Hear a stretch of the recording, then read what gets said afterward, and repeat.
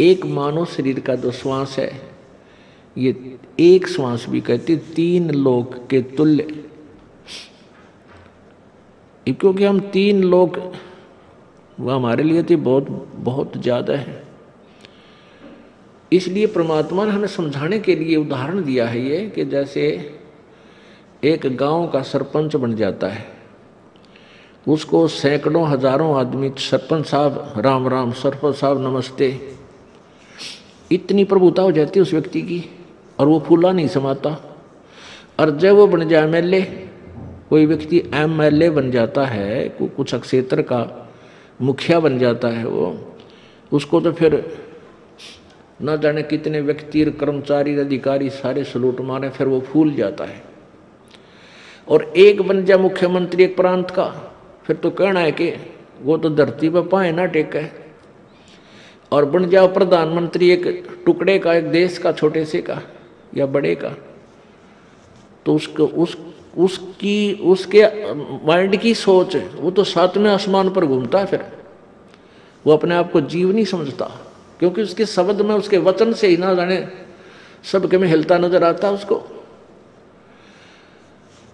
तो परमात्मा कहते हैं अगर पृथ्वी का एक राजा हो तो वो उसकी कितनी प्रभुता होगी, उसके दिमाग में क्या सोच होगी, और उसकी कितनी वो अपनी वैल्यू समझता है। और ऐसे ऐसे पृथ्वी लोक, स्वर्ग लोक और पाताल लोक, इन तीनों की कीमत आप लगाओ कितनी होगी। और परमात्मा कहते हैं तुम्हारा मनुष्य जीवन का एक श्वास जब भक्ति बिना जाता है, सच्चे साधना बिना जाता है, तो इतनी कीमत है इसे एक श्वास के सिमरण की। अब इस कीमत को, इस मूल्य को केवल आप ही लगा सकोगे, अन्य व्यक्ति नहीं। क्योंकि आप सत्संग में आने से जौहरी बनोगे, लाल की परख करने लगोगे, तब आपको इसकी कीमत का अलग से पहचान होगी, तुरंत महसूस होगी, खास सत्य बात है।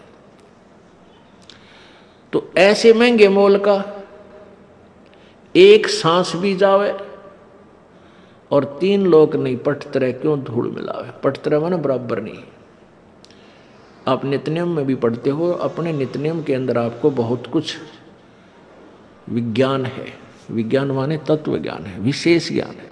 और इस ज्ञान को आप केवल एक रूटीन में पढ़ लेते हो कि हमने ये एक पढ़ना है, प्रतिदिन नित्यनेम करना ही करना है, लेकिन एक व्यवस्था बनाकर नहीं इसको प्रतिदिन करना चाहिए। जितनी देर भी इसको सुनो, किसी भी पार्ट को, इसके नित्यनेम का जितना भी बुद्धि मन निश्चल हो तेरा आपका, तो ये विचार करे कि इसमें क्या बोला है मालिक ने अपनी वाणी में, क्या आदेश है तेरे लिए। क्योंकि आप पौन घंटा नित्यनेम करते हो, इसमें ज़्यादा से ज़्यादा आपका मन 20% इस नित्यनेम के अंदर आप 20% ही सुन पाते हो। उस 20% को भी यदि आप विचार करो डेली कि इसमें क्या आदेश है मालिक का, और फिर अपने जीवन को सारा दिन, उस दिन को ऐसे ही सुचारू रखो। क्योंकि आपको घर से निकलने से पहले ये पढ़ा इसलिए जाता है कि आपके साथ रास्ते में कोई निकम्मा भी टकराओगा, कोई गाली देने वाला भी मिलेगा, कोई बुंडा भी बोलेगा, कितना कोई आंट भी लावेगा।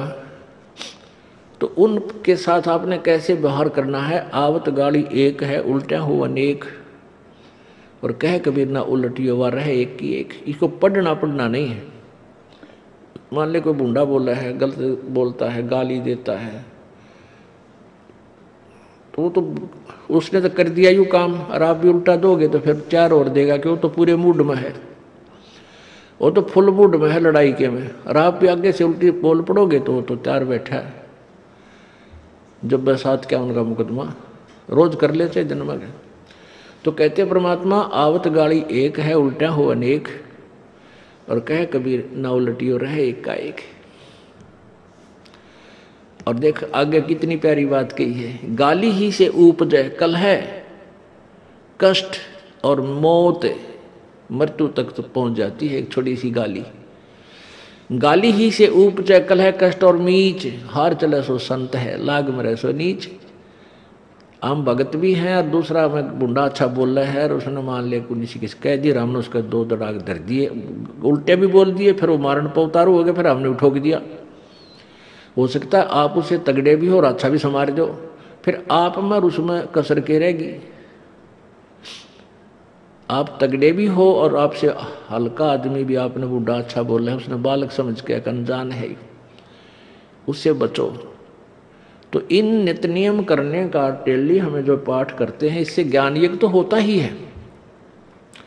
ज्ञान यज्ञ के साथ हमने समाधान भी इसका साथ पैरेलल करना पड़ेगा, तभी इसके पढ़ने का लाभ है। एक लाभ तो हो गया ज्ञान यज्ञ का, और उसके ऊपर अमल हमने किया नहीं, उसका काम फिर सारा बिगड़ गया। तो कहते हैं ये बातें कहन सुन के नहीं भाई, ये कर पाड़न की है।